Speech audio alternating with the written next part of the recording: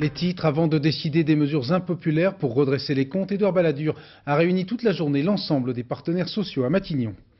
À nouveau la colère des marins pêcheurs bretons, les cours des poissons sont en chute libre à la criée, une baisse qui curieusement n'est pas répercutée dans les poissonneries. Devant le congrès de la FNSEA, le ministre de l'Agriculture, Jean Puech, affirme que le gouvernement restera ferme dans les négociations du GATT et il annonce pour début mai un nouveau train de mesures en faveur des agriculteurs. La guerre dans l'ex-Yougoslavie, Bill Clinton n'exclut totalement une intervention unilatérale des Américains en Bosnie. Et puis en fin de journal, nous retrouverons en direct de sa loge de Chaillot Jacques Weber, héros de la mégère apprivoisée, mise en scène cette fois par Jérôme Savary et sa déménage.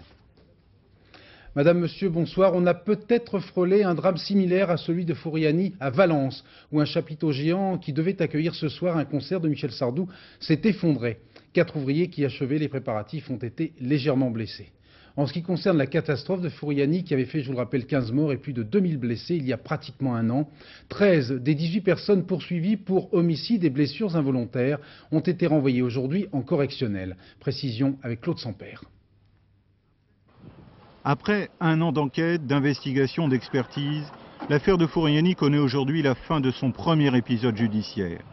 Les magistrats de Bastia viennent de donner la liste officielle des 13 personnes qui devront s'expliquer d'ici la fin de l'année devant le tribunal correctionnel. Principal inculpé renvoyé devant le tribunal Jean-Marie Boimont, le constructeur de la tribune. Il retrouvera à ses côtés Bernard Rossi, le directeur de la Socotec, l'organisme de contrôle qui est intervenu durant la construction, et Jean-François Philippi, le président du club de Bastia. Ces hommes seront jugés aux côtés de 3 membres de la commission départementale de sécurité. 2 pompiers, pour qui le parquet avait pourtant demandé un non-lieu, et Raymond Ledin, le directeur de cabinet du préfet qui présidait la commission.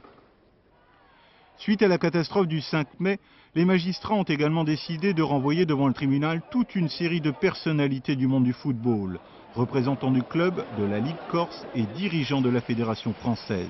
Mais Jean Fournet-Fayard, le président de la fédération, bénéficie d'un non-lieu. Les magistrats abandonnent également les poursuites contre Eugène Bertucci, le maire de Fouriani. Selon eux, il n'y a pas de lien entre les fautes qu'il a commises et la catastrophe.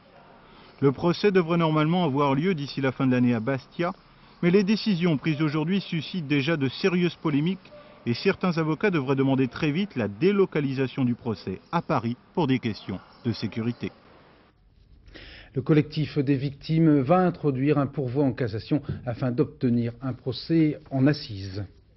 À nouveau, la colère des marins pêcheurs bretons dont le comité de survie appelle au blocage des ports de plaisance ce week-end pour protester contre la chute générale des cours de poissons à la criée où plusieurs espèces se négocient quasiment au prix de retrait. Reportage Jacques Devoux. 6h30 ce matin, la vente démarre sous la criée du Guilvinec. Depuis lundi, les cours sont en chute libre et retrouvent leur niveau de février. La morue se négocie à 8 francs contre 18 il y a une semaine et les invendus se multiplient. C'est inadmissible, c'est se foutre de la gueule du monde. On serait mieux en prison encore, à passer 15 jours, qu'au bagne, là, à dormir 3 heures sur 24. Et tout ça pour des clopinettes, pour toucher quoi? C'est vraiment lamentable.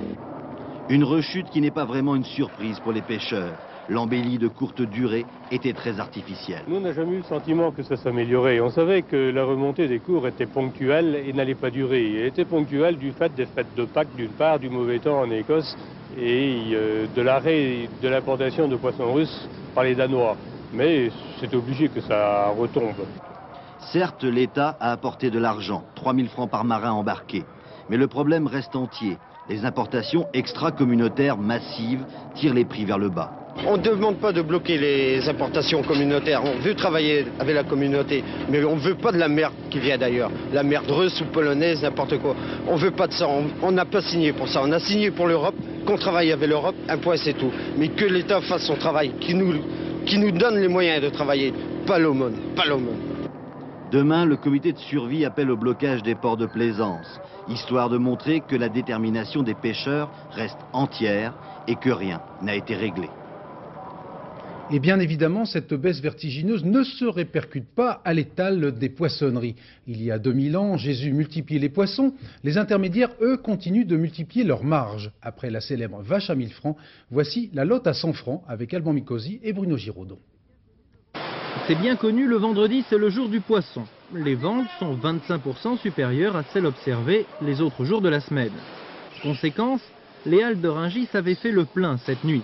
Grossistes, intermédiaires, détaillants, tous alléchés par la double odeur de la marée et des bonnes affaires. Ici, en 3 heures, des milliers de tonnes vont être négociées âprement. En fait, le prix du poisson ne cesse d'augmenter. En mer, dans le chalut, la lotte valait hier 21 francs le kilo. Après le travail du marailleur et le transport, notre poisson arrive à 57 francs le kilo à Rungis vers minuit.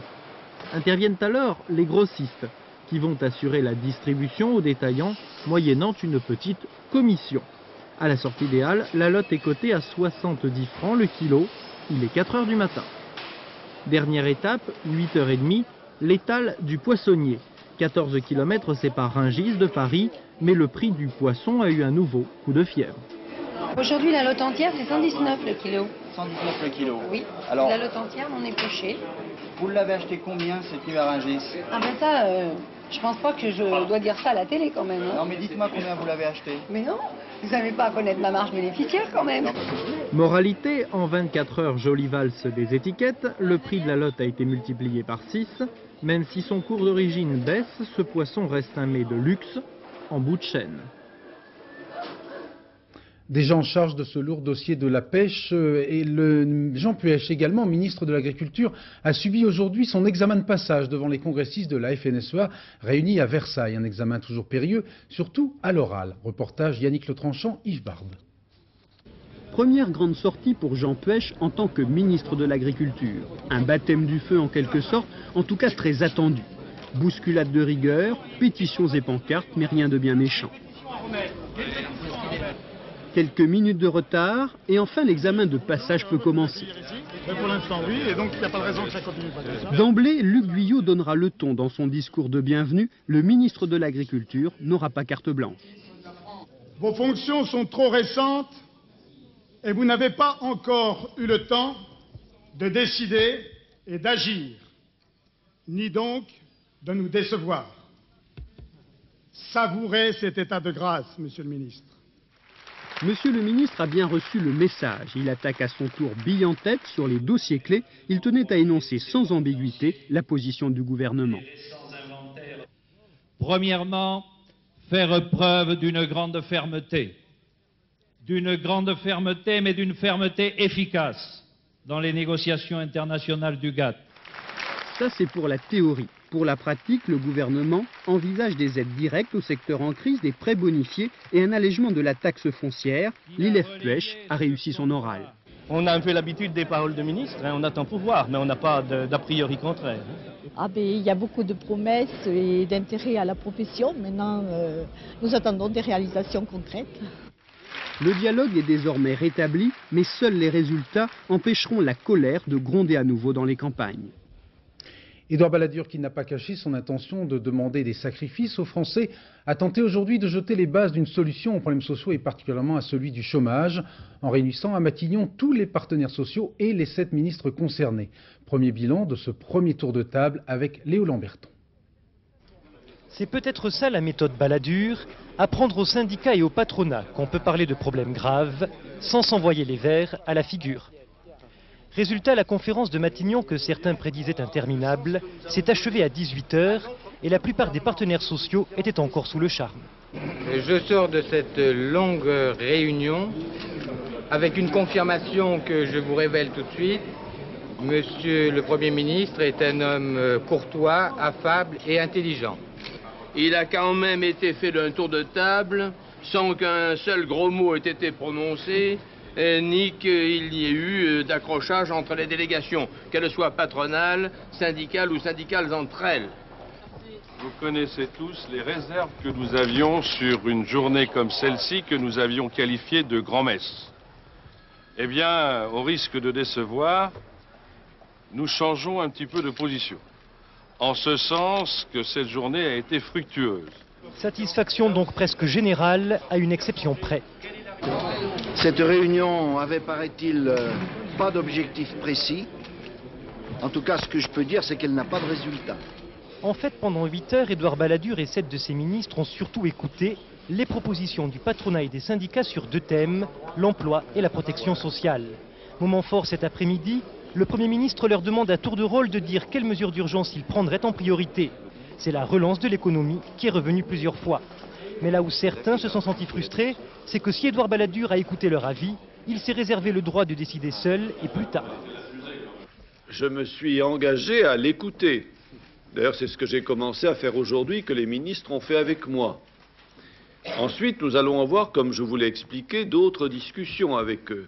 C'est un processus à plusieurs étapes. Et nous nous écouterons les uns les autres. Mais en matière sociale, comme d'ailleurs dans bien d'autres sujets, il y a ce qui est du domaine de la décision des pouvoirs publics et ce qui est du domaine de la décision contractuelle. 18 h, le week-end commence pour les partenaires sociaux, pas pour le gouvernement. Demain, il va plancher sur les prochaines mesures budgétaires destinées à relancer l'économie. Il y a 25 ans, juste après les fameux événements de mai 68, Édouard Balladur était alors l'un des conseillers du Premier ministre, Georges Pompidou, qui avait réuni syndicats et patronat pour signer ce que l'on avait appelé les accords de Grenelle. Après la grande vague de grève ce matin, Édouard Balladur a rappelé aux participants qu'il était le seul autour de la table à avoir vécu ces négociations historiques. La réunion d'aujourd'hui était le prélude à une longue phase de négociations. Le constat est évident, Véronique Auger, prudence dans chaque camp et en tout cas aucune promesse formelle ni précise. Oui, le Premier ministre n'a pas exigé d'engagement vis-à-vis des syndicats ou même du patronat. Ici, à Matignon, on dit que ces réunions de concertation n'ont rien à voir avec un pacte de solidarité à l'allemande où l'on fait du donnant-donnant. Édouard Balladur n'a pas non plus fait des promesses aux partenaires sociaux. Il les a écoutés, il a écouté leur avis, recueilli leurs propositions, c'est tout. Et pour l'instant, cela a l'air de plaire. Maintenant, les choses sérieuses vont commencer avec le démarrage des négociations proprement dites. Le Premier ministre va recevoir en tête-à-tête tous les partenaires sociaux et sa principale difficulté sera de leur arracher des concessions afin d'être le plus consensuel possible. Difficile tâche, car on sait déjà que les syndicats refuseraient un plan qui offrirait par exemple des avantages fiscaux aux entreprises alors que celles-ci ne s'engageraient pas dans des embauches par exemple. Donc on le voit, les négociations vont durer quelques mois, elles seront difficiles et Édouard Balladur a prévenu, on ne pourra pas tout faire à la fois. Certains syndicalistes très enthousiastes aujourd'hui risquent d'être déçus. Merci Véronique, une petite précision, rassurez-moi, ce ne sont pas des pièces de 10 francs que vous avez aux oreilles. Non, c'est très bien, parce qu'il ne faut pas plaisanter avec l'argent.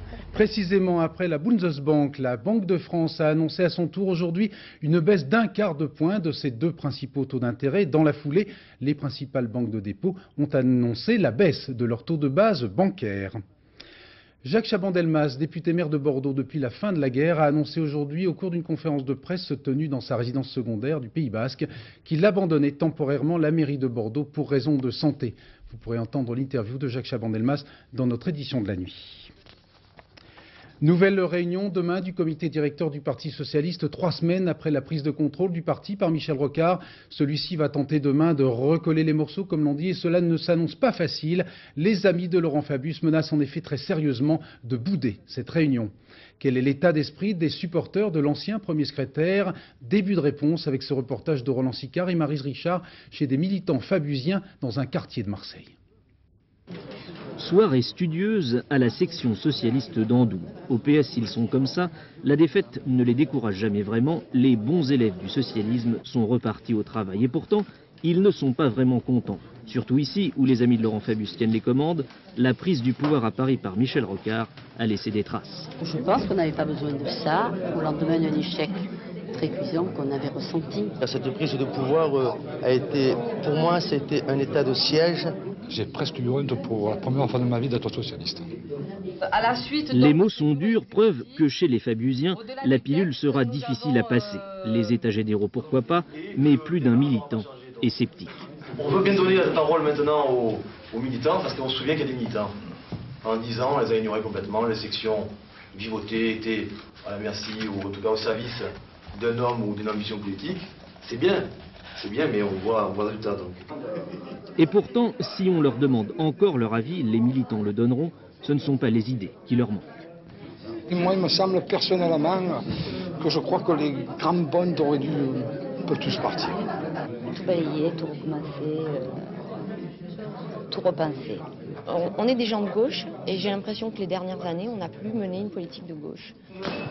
Demain, en tout cas, les militants regarderont vers Paris et son comité directeur. Les états généraux doivent se mettre en place, les militants doivent être consultés. Cela promet beaucoup d'autres soirées studieuses à la section socialiste d'Andoue. Pour la première fois depuis le début de la guerre là-bas, les ministres des Affaires étrangères des 12 vont discuter ce week-end au Danemark d'une éventuelle intervention militaire en Bosnie.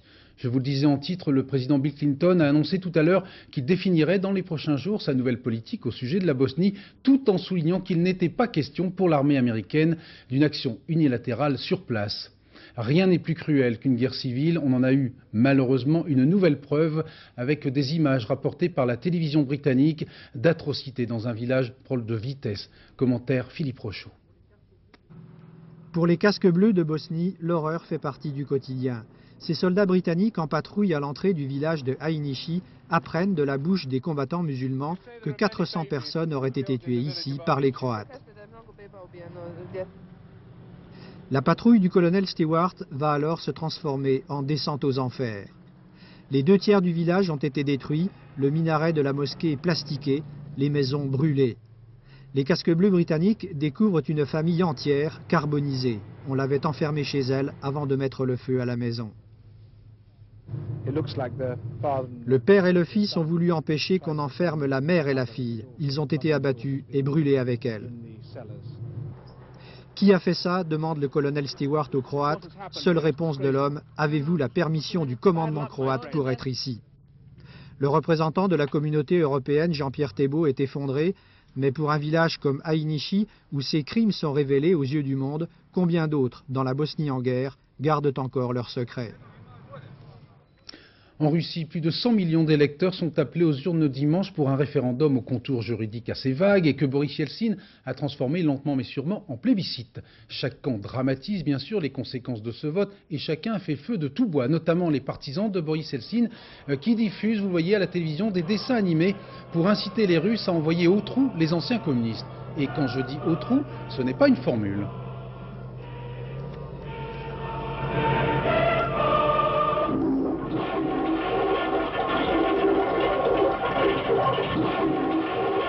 Voilà, c'est très délicat. Parmi les plus fervents supporters de Boris Yeltsin, des hommes d'affaires dynamiques mais sans scrupules, qui font leur beurre dans l'anarchie des privatisations sauvages et qui n'ont bien sûr pas du tout envie que ça s'arrête.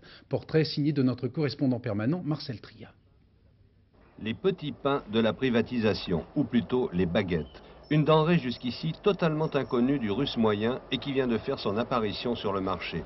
Grâce à cet homme, l'un de ceux qu'on appelle ici les businessmen, il vient de créer à Vladimir, à 200 km de Moscou, une boulangerie industrielle privée de 22 salariés. Mais Anatoly Tcheporenko est déjà à la tête d'un petit empire, comprenant aussi des restaurants, des cafés, des magasins. Ces baguettes en tout cas se vendent comme des petits pains. Toute la ville sait que cet ancien officier de l'armée rouge a fait ses débuts dans les affaires comme la plupart de ses semblables en blanchissant l'argent des caisses noires du parti. Ce qui ne l'empêche pas d'être aujourd'hui un fervent démocrate et de craindre par-dessus tout la défaite de Boris Yeltsin au référendum. Je pense que pour le privé ce serait une petite catastrophe. Vous participez financièrement à la campagne du référendum? Oui, nous participons financièrement et la plupart des businessmen de Russie soutiennent financièrement M. Yeltsin. Seul ombre au tableau, les forces de l'ordre ne se sentent obligées de protéger que les entreprises d'État. À Vladimir, comme à Moscou, se sont donc constituées de petites mafias qui se partagent le territoire et rançonnent allègrement le business privé. Mais Anatoly Tcheporenko a trouvé la meilleure parade. Il s'est associé avec la plus puissante, une bande d'anciens sportifs de compétition. C'est pourquoi le soir, dans son beau restaurant, on peut croiser des jeunes gens tout à fait contents de leur sort. J'ai pas à me plaindre. Tu es armé? Tu as une arme sur toi?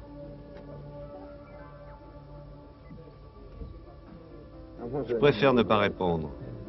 Comment tu vas voter au référendum? Pour Boris Nikolaïevitch. Et pourquoi? Il nous donne la possibilité de faire de l'argent. Des supporters dont Boris Yeltsin se passerait sans doute bien, mais avec lesquels pourtant il va falloir compter. En Afrique du Sud, plus de 70 personnes ont péri dans la vague de violence qui a suivi l'assassinat du dirigeant communiste noir Chris Hani. Les attaques contre les Blancs se multiplient et le climat est particulièrement tendu dans les cités noires où les policiers blancs ont été sommés de quitter les lieux. En fait, l'apartheid n'a disparu que sur le papier dans ce pays, comme vous allez le constater avec ce reportage de Françoise Joly et Christian Houtin.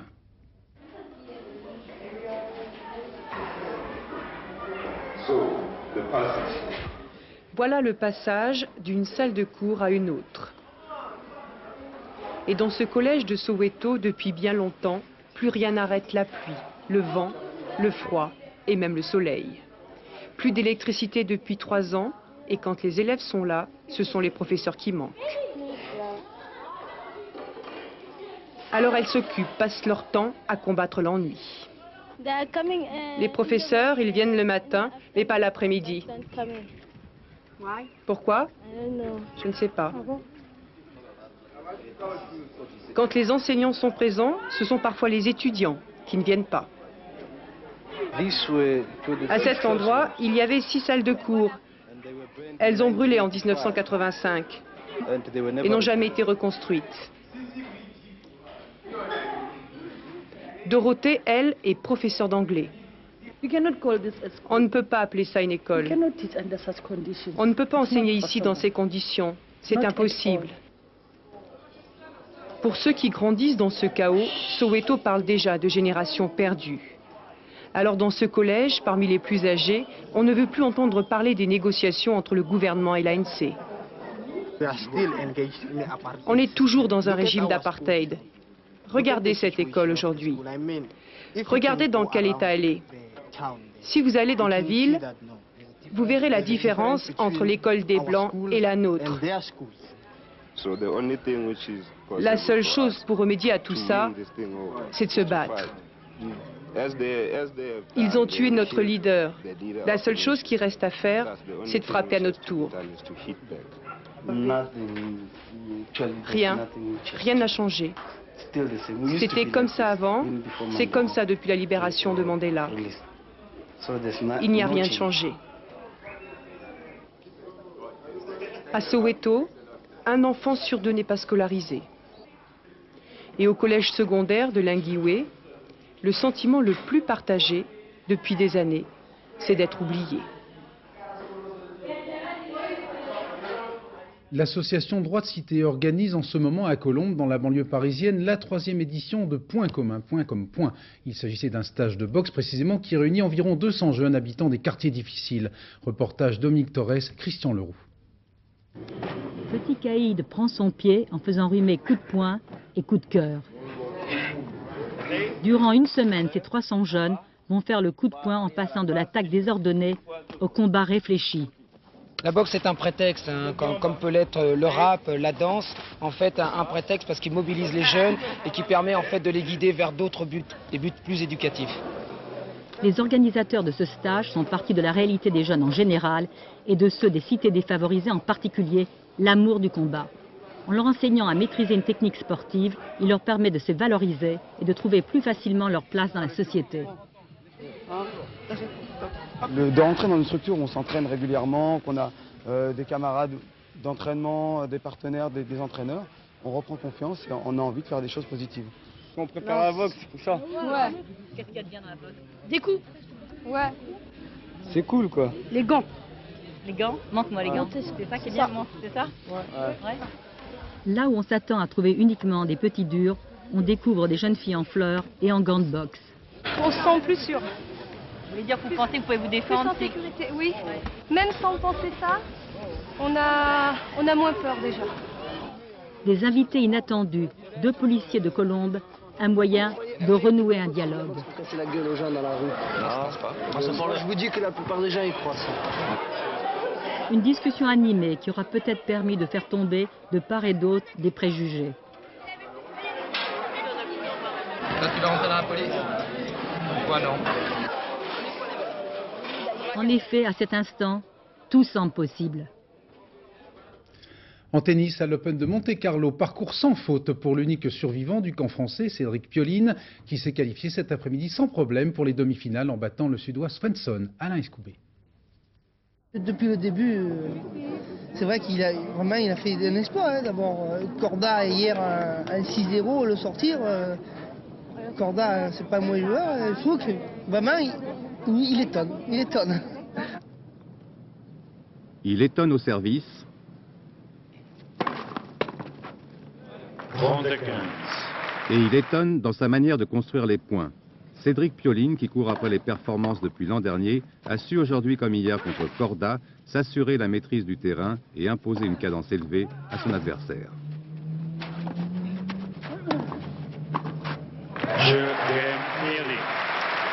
Sa tactique, le Français l'ébauche chaque soir au téléphone avec son entraîneur qui n'a pas pu se déplacer. Et ça marche, même si l'histoire ne dit pas qu'il était prévu de faire visiter à Svensson le central de Monte-Carlo.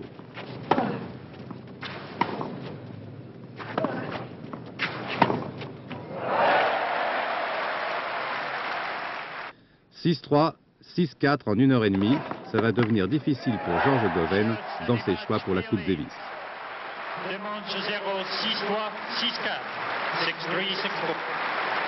J'essaye de jouer mon tennis, j'essaye de me faire plaisir, ce que je fais aujourd'hui. J'ai l'appui du public, je suis le dernier Français en course, tant mieux. Maintenant, j'essaye de développer mon jeu et puis on verra bien ce qui se passera.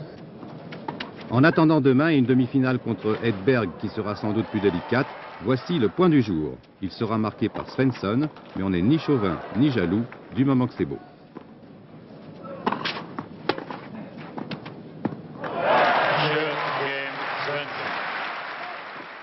Voilà, bravo. Et je vous précise que cette demi-finale face à Edberg sera retransmise en direct sur France 2 dans Sport Passion demain après-midi. Pour les nombreux admirateurs de Bruno Perron, cette ultime précision, les relevés satellites de la balise Argos ont permis de le mesurer. Son Commodore Explorer a parcouru très exactement 50 692 km 900 à une vitesse moyenne de 26 km/h 600. Quand Weber apprivoise Shakespeare. Dans un instant, nous allons retrouver notre invité en direct de sa loge du Théâtre National de Chaillot. Jacques Weber interprète de Petruccio, le héros de La Mégère apprivoisée, qui n'est pas du tout le récit de la vie de Betty Duro, mais un chef-d'œuvre du répertoire comique, mis en scène cette fois par Jérôme Savary. Auparavant, pour vous mettre en bouche en quelque sorte, un petit extrait. C'est ce qu'on va voir. Tu recommencerais? Flotte, faloche. Doucement, beau galant. C'est là tout ton amour. Quand on frappe une femme, on n'est pas gentilhomme. Mais vous n'êtes qu'un dindon, monsieur, ou bien vous prenez-vous pour un coq de village. Soit pour la dinde, je ferai le dindon, à moins que pour le coq, Kate consente à faire la poule. Ce coq ne me dit rien. Il chante comme un chafon.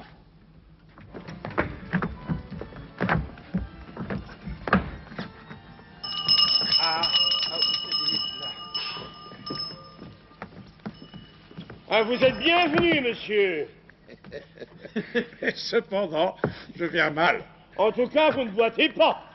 Certes, j'aurais souhaité vous voir en meilleur appareil. Ne valait-il pas mieux que je me précipite tel que je suis? Où est Kate? Où est ma fiancée? Comment va mon père?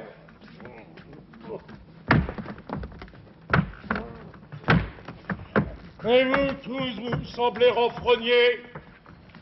Pourquoi cette assemblée me fixe-t-elle comme si elle voyait une merveille, un étrange prodige, une comète? Parce que c'est le jour de vos noces, monsieur. Voilà, nous ne sommes pas renfrognés puisque nous avons en direct de sa loge Jacques Weber. Bonsoir. Bonsoir. Prêt à entrer en scène. Vous aviez déjà joué cette mégère il y a une dizaine d'années à Lyon. À l'époque, c'était Caroline Cellier qui jouait Kate et vous aviez vous-même mis en scène le spectacle sur les conseils de Pierre Brasseur, m'a-t-on dit, et vous faites de très bonnes imitations de Pierre Brasseur quand vous êtes en forme. Oui, mais ne comptez pas sur moi pour la faire juste avant d'entrer en scène, ça m'intimiderait encore plus. Oui, c'était une adaptation d'Audiberti et puis je mettais en scène en même temps. Quand on voit l'énorme spectacle, le chantier considérable que ça représente, c'était vraiment une folie que je ne regrette pas. Mais là, c'était merveilleux parce que Savary s'est occupé de tout et moi, je n'ai qu'à jouer mon rôle et avec tout l'enthousiasme qu'il faut pour, quoi.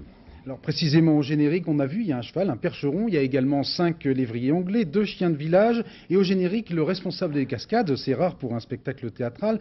Comment ça se passe le travail avec Jérôme Savary? Vous aviez déjà travaillé avec lui pour le Cyrano. C'est une super production. Oui, c'est une retrouvaille merveilleuse parce qu'il a gardé tout son enthousiasme, sa naïveté, sa pudeur, sa poésie surtout. Souvent on insiste un peu sur le côté gagman de Jérôme, mais je crois qu'il y a, parce que si c'est gag pas, c'est parce que derrière il y a un fond poétique très chaleureux, très humain et qui est formidable. Et je crois que vraiment on travaille beaucoup, c'est dur, c'est fatigant, c'est un peu épuisant physiquement, mais on se marre, quoi, on rigole.